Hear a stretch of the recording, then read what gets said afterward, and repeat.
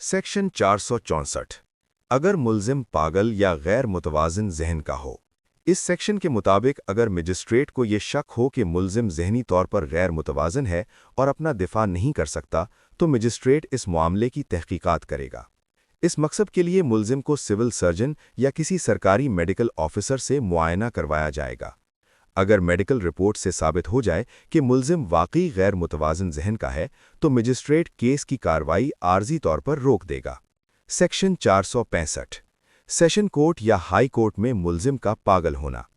अगर किसी मुल्जिम का ट्रायल सेशन कोर्ट या हाई कोर्ट में चल रहा हो और अदालत को महसूस हो कि मुल्जिम ज़हनी तौर पर गैर मुतवाज़िन है और अपना दिफा नहीं कर सकता, तो अदालत पहले इस बात की तहकीक करेगी।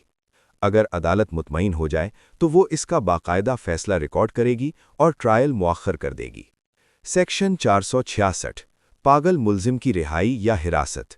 अगर अदालत ये फैसला करे कि मुल्जिम ज़हनी तौर पर गैर मुतवाज़िन है, तो अदालत उसे ज़मानत पर भी रिहा कर सकती है, बशर्ते कि कोई शख्स ज़मानत दे कि मुल्जिम की मुनासिब देखभाल की जाएगी, वो खुद को या किसी और को नुकसान नहीं पहुंचाएगा।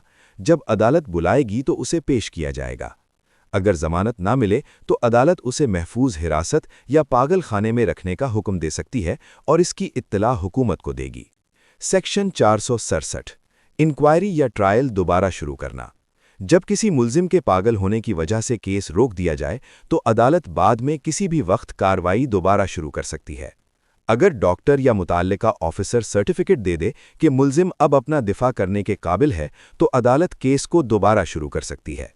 सेक्शन 468 दोबारा पेश होने पर तरीक़ाकार।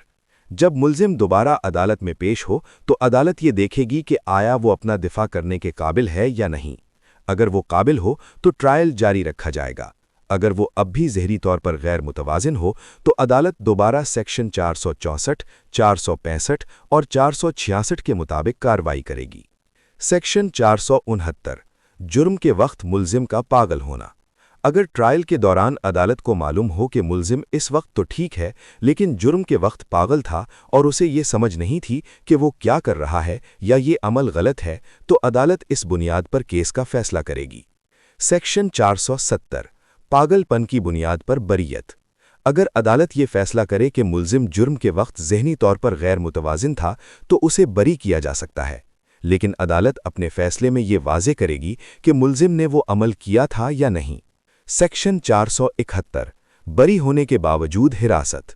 अगर अदालत ये करार दे कि मुल्जिम ने वो अमल किया था, लेकिन वो पागल होने की वजह से जिम्मेदार नहीं था, तो अदालत उसे महफूज हिरासत में रखने का हुक्म दे सकती है और इसकी रिपोर्ट हुकूमत को भेजेगी। सेक्शन 472 ये सेक्शन लूनेसी एक्ट 1912 के तहत मनसूख कर दिया गया है। सेक्शन 473 मुल्जिम के दोबारा काबिले दिफा होने पर कार्रवाई। अगर जेल या पागल खाने के हुक्काम ये सर्टिफिकेट दें कि मुल्जिम अब अपना दिफा करने के काबिल हो गया है, तो उसे दोबारा अदालत के सामने पेश किया जाएगा। इसके बाद अदालत सेक्शन 468 के मुताबिक ट्रायल दोबारा शुरू। सेक्शन 474 पागल मुल्जिम की रिहाई का तरीका।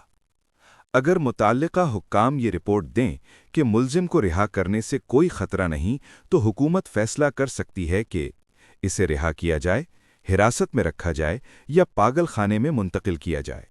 ज़रूरत पड़ने पर हुकूमत एक कमीशन भी बना सकती है जो मुल्जिम की ज़हनी हालत की मज़ीद तहकीक करेगा। सेक्शन 475 पागल मुल्जिम को रिश्तेदार के हवाले करना।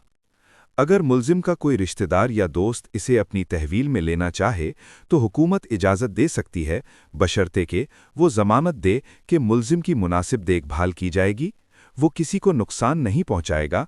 जब अदालत या हुकूमत तलब करेगी तो इसे पेश किया जाएगा।